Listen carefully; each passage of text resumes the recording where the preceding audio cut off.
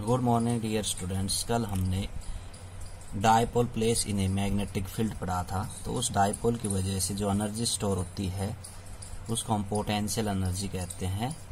तो आज हम potential energy due to an dipole पढ़ेंगे। The energy possessed due to its position of dipole is called potential energy.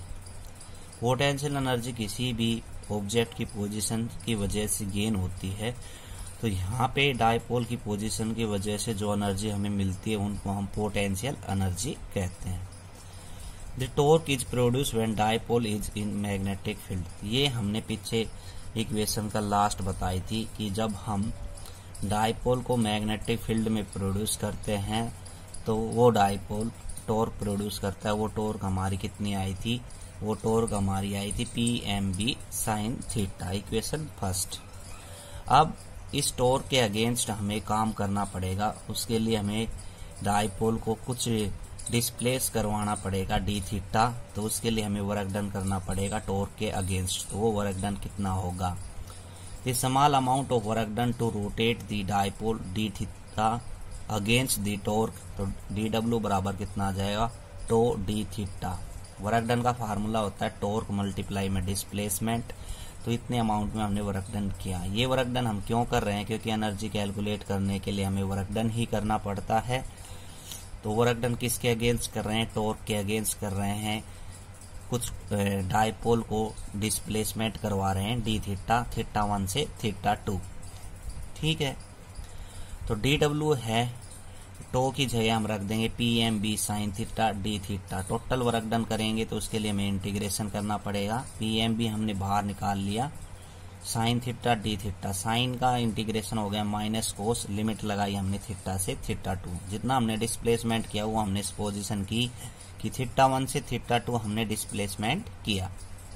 Upper limit minus lower limit हम put कर देंगे तो minus minus plus हो जाएगा, cos theta 2 plus cos theta 1। हम supposition कर रहे हैं थीटा 1 को 90 मान ले, थीटा 2 को थीटा मान ले। तो अपने पास कोस 90 का मान तो 0 हो जाएगा, तो कोस थीटा की वैल्यू बच जाएगी। तो work done minus PMB cos theta आ जाएगा। तो ये वर्क डन किसके रूप में स्टोर होता है? एनर्जी के रूप में। उसको हम क्या कहते हैं? Potential energy.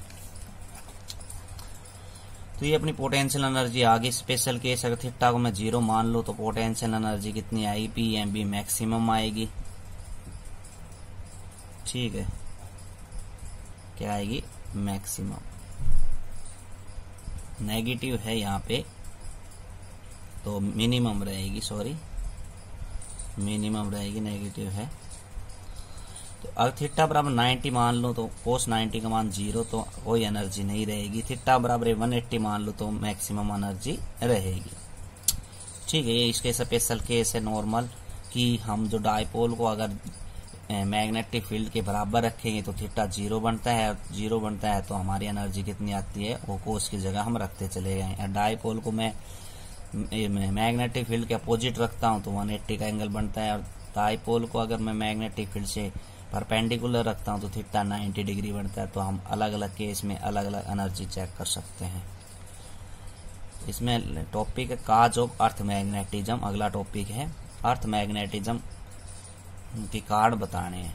तो terrestrial magnetism, the branch of physics which deals with the study of earth magnetism. Earth magnetism के बारे में जो स्टडी करवाती है फिजिक्स, उसको हम टेरेस्ट्रियल मैग्नेटिज्म कहते हैं। सबसे पहले अर्थ मैग्नेटिज्म के बारे में विलियम गिलबर्ट्स ने बताया था। उसने क्या बताया? He suggested in year 1600 year के time that the earth itself is a earth magnet. उसने कहा कि अर्थ के पास खुद का एक मैग्नेट है, खुद का एक मैग्नेट है, इसलिए वो सभी ऑब्जेक्ट को अपनी तरफ अट्रैक्ट करती है। लेकिन according to brackets earth magnetism में due to the rotation of earth about of axis. लेकिन ब्रैकेट ने कहा कि अर्थ अपने एक्सिस पे रोटेट करती है तो उसकी वजह से वो मैग्नेटिज्म बनाती है। This is because every substance is made up of charge particle, proton, electron. Therefore a substance rotating about axis is equivalent to circulatory currents which are responsible for the magnetism। देखो उसने reason दिया क्या कि प्रत्येक जो substance है वो charge particles like proton electron का बना होता है। जैसे वो अपने एक्सिस के चारों रोटेट करेंगे तो वो सर्कुलेटरी करंट बनाएंगे और सर्कुलेटरी करंट की वजह से मैग्नेटिक फील्ड अराइज होगी, इसलिए अर्थ के पास खुद का एक मैग्नेटिज्म होता है। उसके बाद अलग अलग साइंटिस्टों ने अलग अलग थ्योरी दी थी। दी अर्थ, उसने ये बताया कि earth core is a present hot and molten rocks.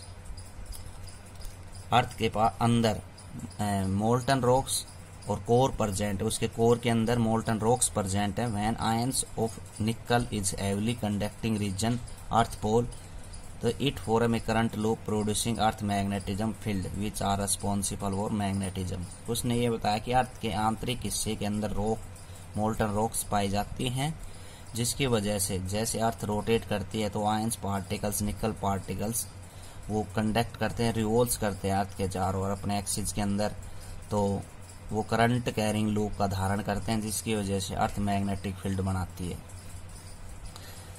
लेकिन रियल काज क्या था? Real cause of earth magnetism is like that of a magnetic dipole whose axis is inclined 11.3 degree west to axis of rotation of the earth. ये सारी बातें गलत थी। अर्थ के पास ना तो कोई मैग्नेट है, ना ही वो ऐसे एक्सिस घूमती है तो कोई करंट कैरिंग लूप बनाती है। तो रियल कारण ये था कि अर्थ मैग्नेटिज्म के अंदर एक मैग्नेटिक डाइपोल की तरह काम करती है और मैग्नेटिक डाइपोल अर्थ के एक्सिस से 11.3 डिग्री के ऊपर वेस्ट की तरफ रहता है। किस तरफ रहता है? वेस्ट की तरफ।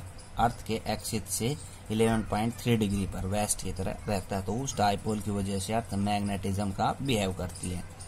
इसके अर्थ मैग्नेटिज्म के छोटे छोटे पार्ट्स हैं। मैग्नेटिक एक्सिस किसे कहते हैं? एक line passing through a north pole and south pole of magnet are called magnetic axis.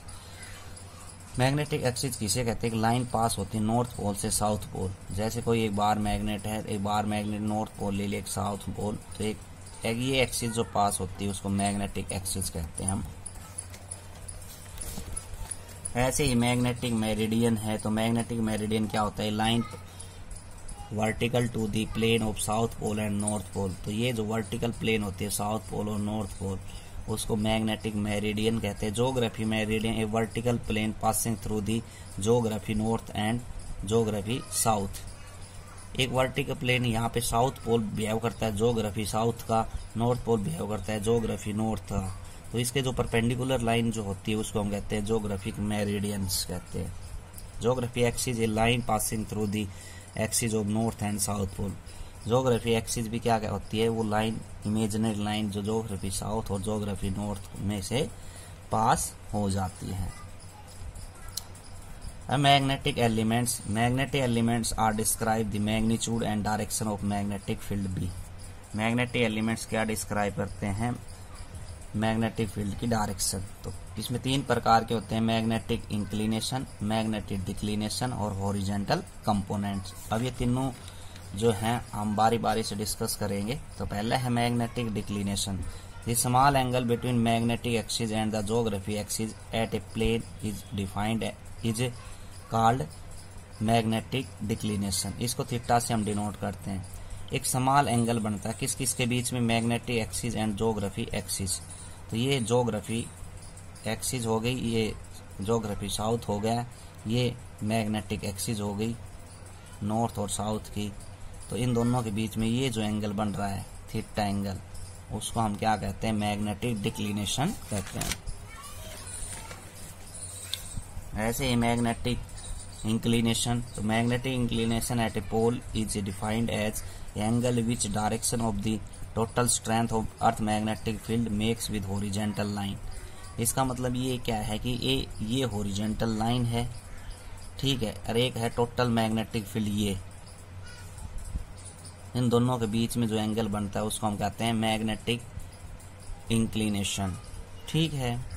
अगला टॉपिक है horizontal component. It is the component of total field strength of the earth magnetic field in horizontal direction in the magnetic meridian।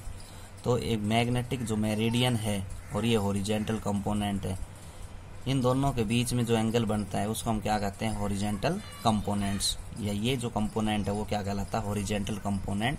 तो ये component of total field strength of earth magnetic field in total magnetic field strength इसी direction के अंदर है और ये horizontal component है। तो इस हॉरिजॉन्टल डायरेक्शन में टोटल मैग्नेटिक फील्ड स्ट्रेंथ वाला जो कंपोनेंट है हॉरिजॉन्टल कंपोनेंट कहलाता है। ठीक है, तो आज के लिए इतना ही। Thank you.